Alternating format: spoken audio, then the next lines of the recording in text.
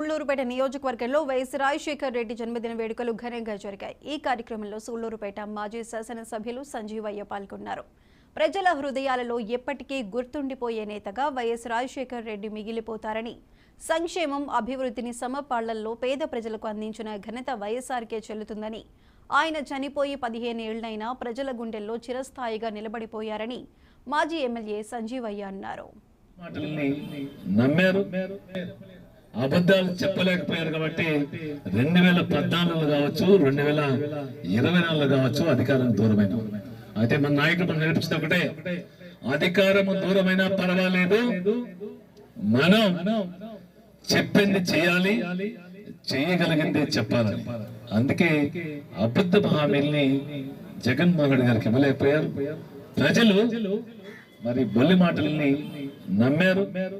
మరి ప్రజలు కూడా ఒక అవకాశం ఇచ్చారు. రైట్, మనం కూడా దాన్ని కూడా స్వాగతిస్తా ఉన్నాం.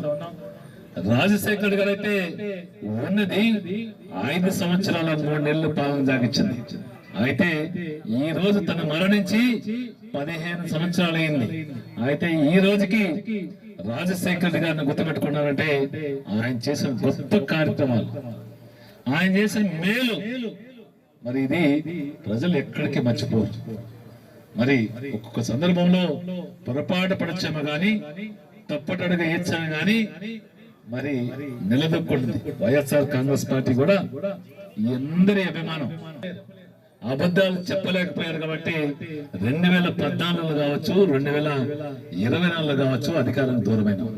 అయితే మన నాయకుడు మనం నేర్పించిన ఒకటే, అధికారము దూరమైనా పర్వాలేదు, మనం చెప్పింది చేయాలి, చేయగలిగింది చెప్పాలి. అందుకే అబద్ధ హామీల్ని జగన్మోహన్ రెడ్డి గారికి ఇవ్వలేకపోయారు. ప్రజలు మరి బొల్లి మాటల్ని నమ్మారు. మరి ప్రజలు కూడా ఒక అవకాశం ఇచ్చారు. రైట్, మనం కూడా